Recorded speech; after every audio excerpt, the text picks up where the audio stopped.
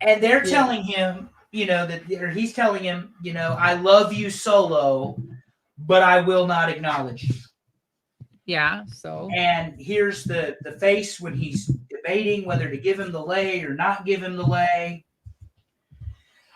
And Solo does something that only you, Brock Lesnar, Roman Reigns, and God bless him, James E. Cornette have done. And they beat the shit out of Paul Heyman. well, so it's a very selective class. And I feel that once Paul feels comfortable with the situation and with you, let's just make sure this is said correctly, that um he is going to put so much into you, right? Let me tighten this. Hold on. I'm fiddling with my microphone here because I'm not happy with it. Anyway, so if he's comfortable with you, he's all in. And so with him getting to know you and you as a person and character and a talent, he will go all in. And all in means first he tests the waters and he um communicates with you. And then he toys with you. And then he talks to you and then wants to work with you. And then once you get the graces of God, the okay from the Paul Heyman, then he offers you and he accepts you into his own. And once that is, and you've gained his trust, then you start to get to work with him and his ideas start overflowing. And once that starts happening, he even starts thinking out of the box and the abundance of creativities just starts overflowing. And then he wants to get physical.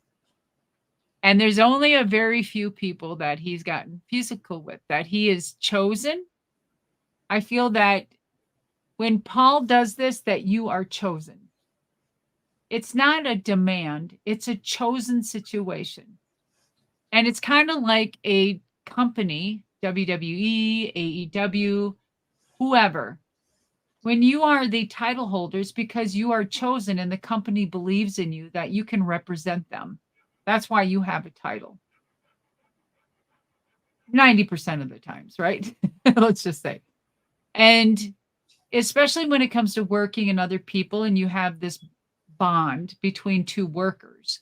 When you want to go on and beyond and past the what is required, that's what Paul Heyman does when it comes to trust and love and all that good stuff. So for him to carry on and choose his opponents and his situation to have physicality, that's an honor to me.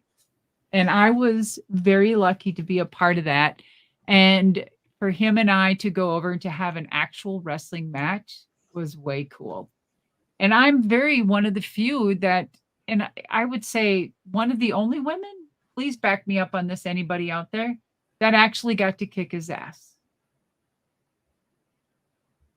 I think, maybe. You are correct, ma'am. Running it down in 1988 or 89, it was the Yeah. Midnight Express and the original Express, and that's where Cornette got a hold of him. You got a hold of him in 93 in the Battle of the Sexes. Brock Lesnar hit him with an F5. And to answer James Weston's question, in fact, I'll address two comments. Number one, Roman hit him with the Superman punch, and Brock Lesnar saved him from the chair shots. And number two, for all people to see, so I can say this in a loud, clear voice for you, LOL Episode 3, Blowing Paul Heyman Live. I will cup his fucking balls because I love Paul Heyman. Yeah, so And there. have no problem telling you that, Mr. Weston. Thank you so much for listening to us tonight. But we were getting to your other point.